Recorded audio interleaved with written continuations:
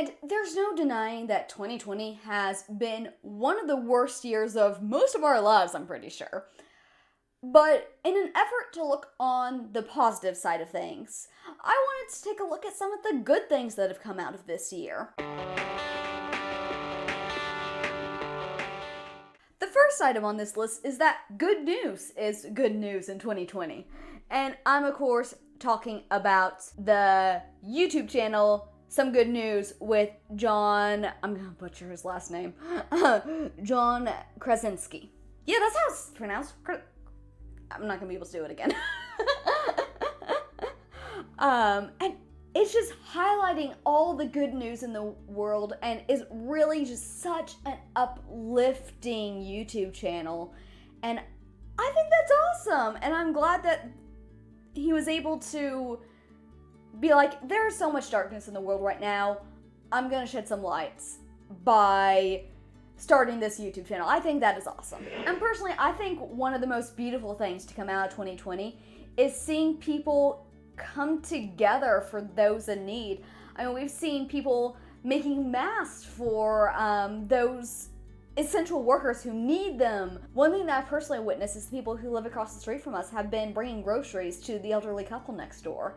And it's just seeing people come together like that in times of need is one of the most beautiful things about humanity, honestly. 2020 definitely forced us to slow down. We were suddenly no longer on the move and had more time to spend with family and rediscover old hobbies and really focus on what really matters in the world. I mean, personally, through that, I discovered my passion for YouTube, and that's the reason I'm making this video right now. What have you discovered that you're passionate about through this year?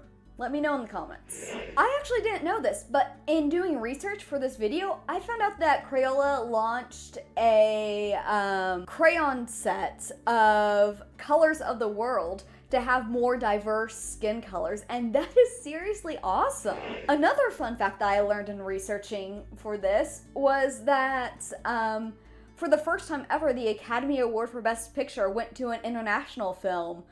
It's called Parasite, and I don't really know anything about it, but let me know if you've seen it and what you thought.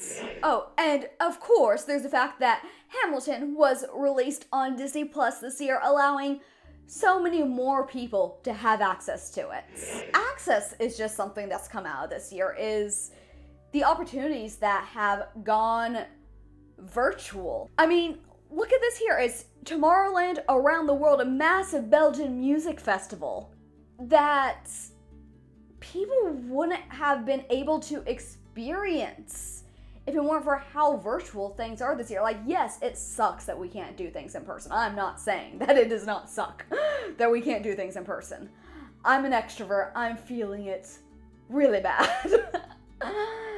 But museums are doing online tours of their collections so you can look at collections halfway around the world that you might have never been able to go see. You can attend, again, virtual concerts. I just feel like 2020 has forced the virtual world to really expand. And while the circumstances inarguably suck, I don't think it's bad that the virtual world is expanding. And bringing it back to the essential workers, just the added value that has been placed on them,